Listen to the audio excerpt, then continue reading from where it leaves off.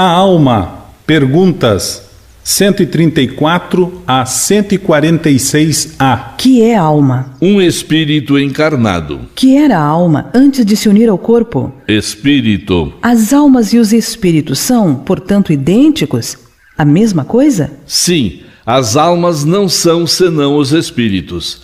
Antes de se unir ao corpo, a alma é um dos seres inteligentes que povoam o mundo invisível e que revestem temporariamente um envoltório carnal para se purificarem e se esclarecerem. Há no homem outra coisa além da alma e do corpo? Há o laço que une a alma ao corpo. Qual a natureza desse laço? Semimaterial, isto é, intermediário entre o espírito e o corpo.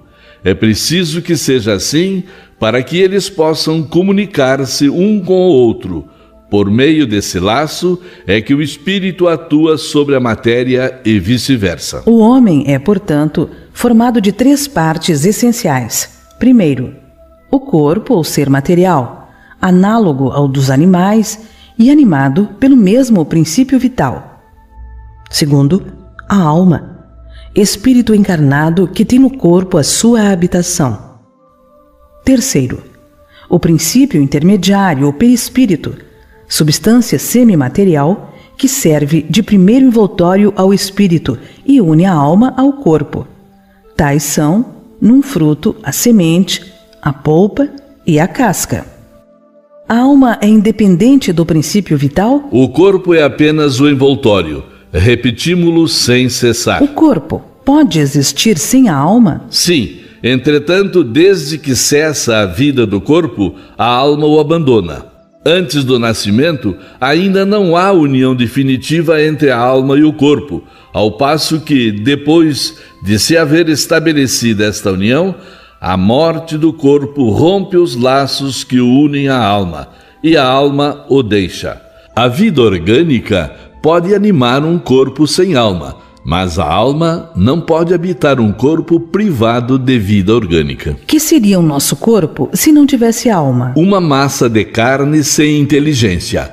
Tudo o que quiserdes, exceto um homem. O mesmo espírito pode encarnar em 2 corpos diferentes ao mesmo tempo? Não.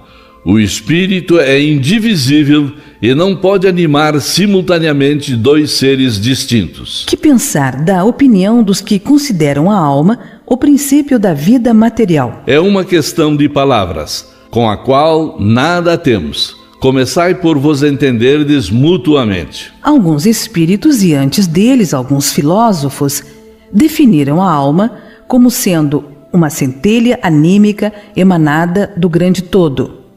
Por que essa contradição? Não há contradição. Tudo depende da significação das palavras. Por que não tendes uma palavra para cada coisa? O vocábulo alma é empregado para exprimir coisas muito diferentes. Uns chamam alma ao princípio da vida, e nesta acepção é correto dizer, figuradamente, que a alma é uma centelha anímica emanada do grande todo. Estas 2 últimas palavras indicam a fonte universal do princípio vital de que cada ser absorve uma porção e que volta à massa depois da morte. Essa ideia, de modo algum, exclui a de um ser moral distinto, independente da matéria e que conserva sua individualidade. É a esse ser que se chama igualmente de alma, e nessa acepção é que se pode dizer que a alma é um espírito encarnado. Dando da alma definições diversas, os espíritos falaram segundo a aplicação que faziam da palavra e conforme as ideias terrenas de que ainda estavam mais ou menos imbuídos. Isto resulta da deficiência da linguagem humana que não dispõe de uma palavra para cada ideia, gerando uma infinidade de equívocos e discussões. Eis porque os espíritos superiores nos dizem que devemos primeiramente nos entender acerca das palavras. Que pensar da teoria da alma subdividida em tantas partes quantas são os músculos e presidindo assim a cada uma das funções do corpo? Isto ainda depende do sentido que se atribui à palavra alma. Se por alma se entende o fluido vital, a teoria está certa. Se o que se entende é o espírito encarnado, a teoria está errada. Já dissemos que o espírito é indivisível. Ele transmite o movimento aos órgãos através do fluido intermediário, sem por isso se dividir. Entretanto, há espíritos que deram essa definição. Os espíritos ignorantes podem tomar o efeito pela causa. A alma atua por intermédio dos órgãos, e os órgãos são animados pelo fluido vital, que se reparte entre eles e com mais abundância nos que são centros ou focos de movimento. Esta explicação não pode aplicar-se à alma, considerada como sendo o espírito que habita o corpo durante a vida e a deixa por ocasião da morte. Há alguma coisa de verdadeiro na opinião dos que pensam que a alma é externa e envolve o corpo? A alma não está encerrada no corpo como o pássaro numa gaiola. Irradia e se manifesta exteriormente como a luz através de um globo de vidro ou como o som em torno de um centro sonoro. É neste sentido que se pode dizer que ela é externa, mas nem por isso é o envoltório do corpo. A alma tem dois envoltórios, um sutil e leve, é o primeiro, ao qual chamamos perispírito. Outro, grosseiro, material e pesado, o corpo. A alma é o centro de todos esses envoltórios, como germem em um núcleo, já o dissemos. Que dizer desta outra teoria, segundo a qual a alma numa criança se completa a cada período da vida? O espírito é apenas um, e está inteiro na criança como no adulto. Os órgãos ou instrumento das manifestações da alma é que se desenvolvem e se completam. É ainda tomar o efeito pela causa. Porque nem todos os espíritos definem a alma da mesma maneira. Os espíritos não se acham todos igualmente esclarecidos sobre essas questões. Há espíritos ainda limitados, que não compreendem as coisas abstratas. São como as crianças entre vós. Também há espíritos pseudo-sábios que fazem alarde de palavras para se imporem, como acontece ainda entre vós. E depois, os próprios espíritos esclarecidos podem exprimir-se em termos diferentes, que no fundo têm o mesmo valor, sobretudo quando se trata de coisas que a vossa linguagem é incapaz de traduzir com clareza.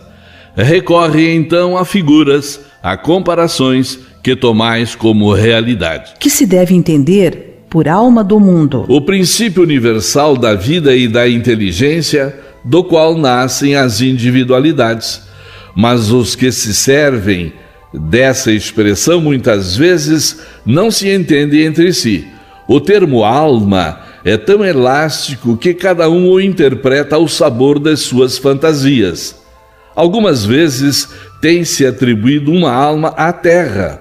Por alma da terra se deve entender o conjunto dos espíritos abnegados que dirigem as vossas ações no bom caminho, quando os escutais, e que de certo modo são os representantes de Deus junto ao vosso globo. Como é possível que tantos filósofos antigos e modernos, durante tão longo tempo, hajam discutido sobre ciência psicológica sem terem chegado à verdade? Esses homens eram os precursores da eterna doutrina espírita.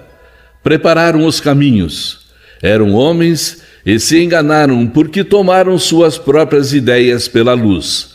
Mas seus próprios erros servem para realçar a verdade ao mostrar os prós e os contras. Aliás, entre esses erros se encontram grandes verdades que um estudo comparativo vos fará compreender. A alma tem sede determinada e circunscrita no corpo? Não, mas reside mais particularmente na cabeça dos grandes gênios, naqueles que pensam muito e no coração dos que sentem bastante, e cujas ações têm todas por objetivo a humanidade. Que pensar da opinião dos que situam uma alma num centro vital? Significa dizer que o espírito habita de preferência esta parte do vosso organismo, pois para ali convergem todas as sensações.